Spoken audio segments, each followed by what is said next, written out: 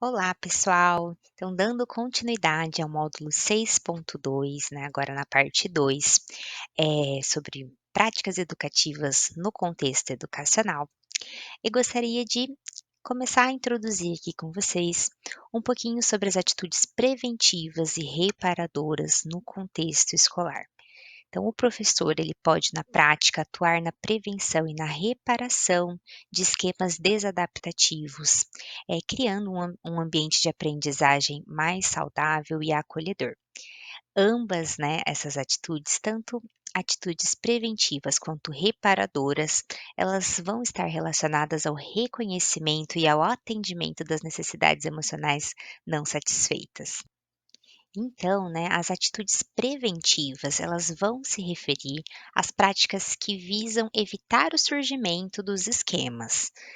E atitudes reparadoras, elas são ações que vão visar aí, né, mitigar, né, minimizar, reparar de alguma forma experiências negativas, né, os impactos negativos de experiências emocionais que foram prejudiciais de alguma forma para o desenvolvimento, emocional saudável daquela pessoa.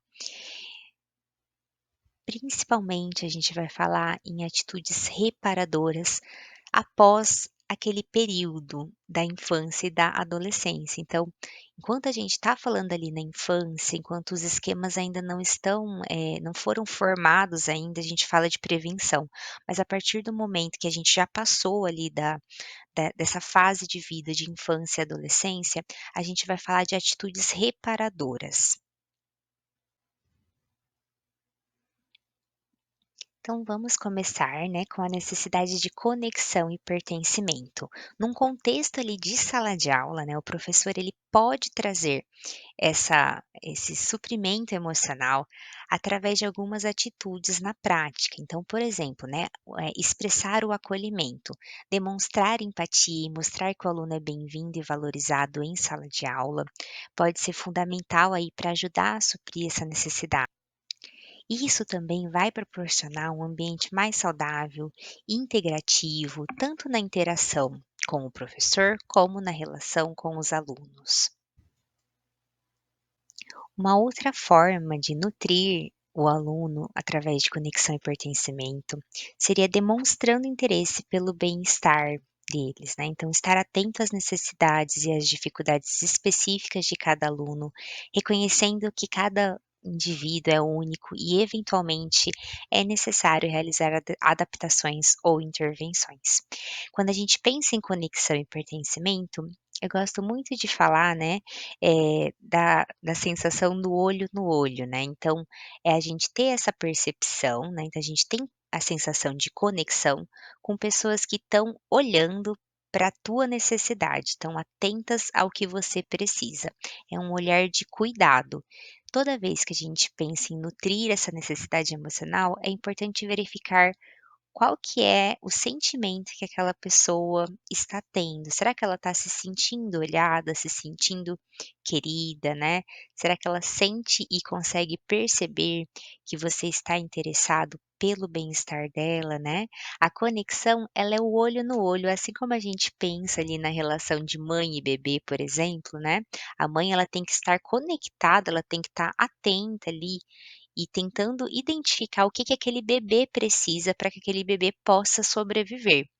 Essa é a definição da conexão, é quando a gente está atento ao outro e o outro está atento a você.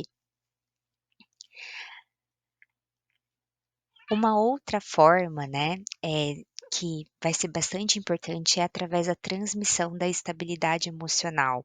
Manter-se equilibrado e demonstrar paciência vai ser fundamental também para gerar uma sensação de vínculo seguro, e de que o ambiente ali é seguro, é estável o suficiente para que o aluno se mostre emocionalmente e confie também na figura do professor. Partindo para a segunda necessidade emocional de autonomia e desempenho, é importante a gente sempre estar atento ali de reforçar as competências dos alunos. Então, elogiando as habilidades, os esforços principalmente, né? Promover a autoconfiança, estimulando o desenvolvimento de uma identidade própria, né? E positiva também dentro do ambiente da escola. Estimular a, atividades novas, a conhecer coisas novas e principalmente ali reforçando os alunos não apenas nos pontos onde ele tem facilidades, onde ele é um destaque, né, nas matérias onde ele vai bem, mas estimulando o aluno, né, mostrando para ele as suas capacidades e o quanto que ele é capaz também de explorar outras matérias ou habilidades que ele talvez tenha mais dificuldade, né. Esse estímulo às coisas novas é bastante importante para essa independência e percepção da pessoa, que posteriormente vai formar ali a autoestima, né, a visão que ela tem sobre ela mesma e sobre o desempenho dela. Uma outra forma, né, de estimular, né, esse domínio, essa necessidade emocional, vai ser estimulando a autonomia gradativa, então incentivar os alunos a tomar pequenas decisões, como escolher entre as atividades de grupo ou individuais, selecionar os livros ou projetos, né. A partir do momento que você exercita essa troca de papéis ali, de deixar que os alunos também decidam pequenas, dentro do que é possível ali, pequenas situações, isso também auxilia eles a identificar a opinião deles, a também colocar ali, se responsabilizar pelas escolhas, e isso é muito importante para autonomia. Promover a realização de tarefas por conta própria. Esse principalmente é onde os pais costumam pecar ali, né, então, criar oportunidade para que os alunos realizem tarefas cotidianas de forma autônoma, como organizar os materiais, né, planejar estudos de uma lição ou tomar a iniciativa do planejamento em atividades colaborativas. Eu digo que é um dos pontos de que os pais costumam mais pecar, porque muitas vezes, entra numa habituação ali da família, né, num hábito da família de fazer pela criança, não deixar a criança se servir, ou não deixar a criança realizar atividades que ela pode realizar, ou mesmo adolescentes, né, que já são capazes de, né, fazer várias, né, coisas ali da sua própria vida, cuidar de vários aspectos da própria vida e muitas vezes a família acaba não estimulando essa autonomia e essa independência, que vai ser muito importante para a formação da identidade e dessa percepção de desempenho de uma forma saudável. Limites realistas pode ser nutrido através do estabelecimento de rotinas claras e conscientes, né. Então mesmo na escola, né, é possível definir rotinas de sala de aula, para que os alunos se sintam mais organizados e responsáveis com as atividades escolares. Outros pontos também que vão acontecer aqui, não apenas na rotina, mas também o estabelecimento de regras, de funcionamento, né, os combinados, eles precisam sempre ser claros, né, e ser comunicados também de forma direta, de forma adequada, definindo as expectativas, definindo as regras, né, de preferência tendo isso por escrito, né, isso pode ser bem importante para reforçar ali o funcionamento, e que seja feito também através de um tom de voz firme e respeitoso, comunicando com clareza, com firmeza, mas sem nunca recorrer a gritos ou a um tom ofensivo. Sempre falar, né, de uma forma apropriada, e não levando ali para o pessoal, não se deixando, eh, levar pelas emoções ali do momento, né. A gente vai falar um pouquinho no próximo módulo, na próxima parte, né, parte 3 da aula sobre o adulto saudável, que esse modo adulto saudável, ele vai ajudar muito para que essas ações possam ser colocadas em práticas com maior facilidade. Então, ainda em limites realistas, reforçar positivamente o cumprimento das regras também vai ser importante. Reconhecer e elogiar, né, os alunos que seguem as normas, reforçar os comportamentos esperados.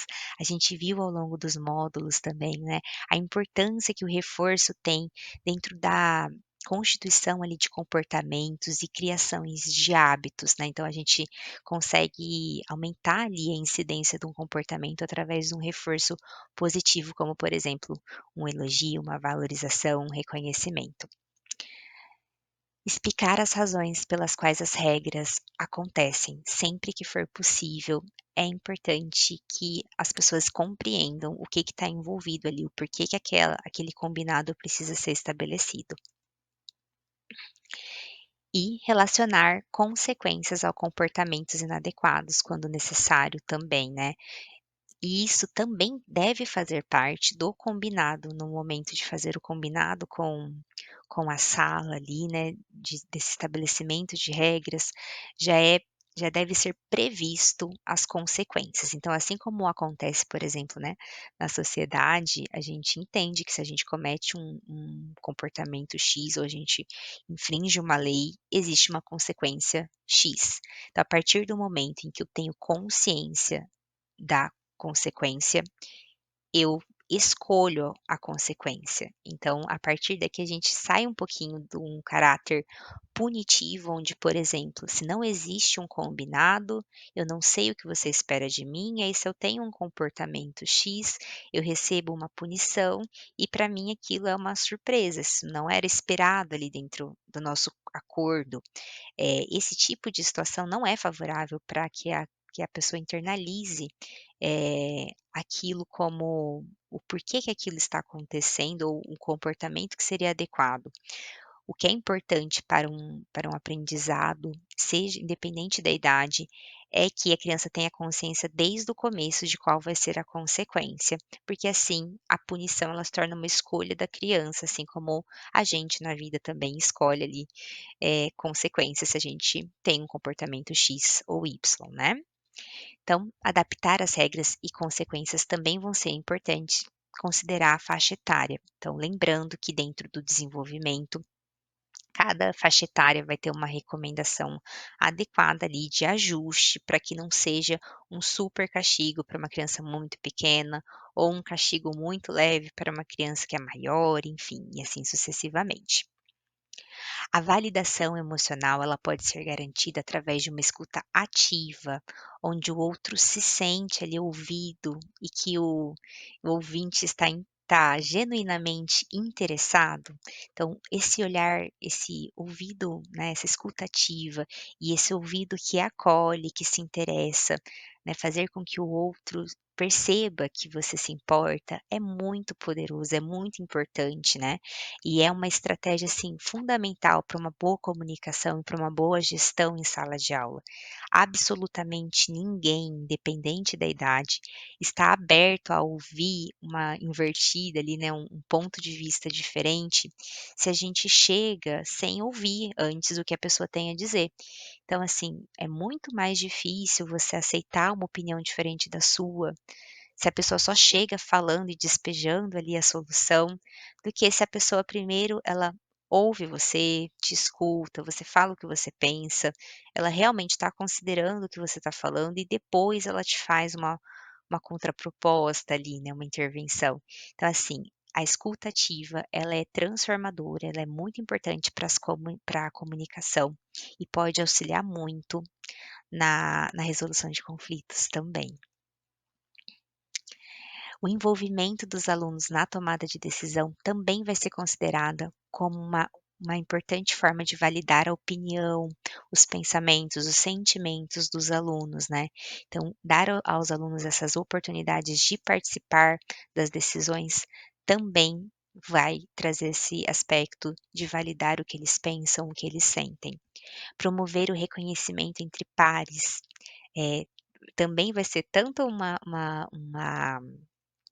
um suprimento emocional de validação emocional, como também ali no pertencimento, né, na conexão e pertencimento, porque sempre que a gente pensa em pertencimento, a gente pensa em mais de uma pessoa. Então conexão a gente consegue através de uma única pessoa, né, então 2 indivíduos, tipo, um olhando para o outro, né, mas o pertencimento ele é uma atividade em grupo, né, ela depende do grupo.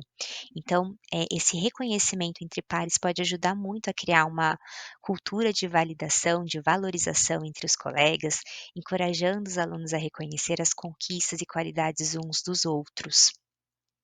Por último, né, a última necessidade emocional, espontaneidade e lazer. Então, incentivar a expressão pessoal espontânea é importante, não ter uma sala de aula excessivamente castradora ali, né, implicante, com um jeitinho de cada um, né. É importante que cada um ali seja compreendido com as suas peculiaridades e que essa expressão ela possa ter espaço ali dentro de uma forma adequada, mas que os alunos possam se expressar, né, explorar um pouquinho esse lugar da criatividade, do lazer, da diversão também. E momentos de descontração, alegria, podem ajudar muito aí, né, a gerar essa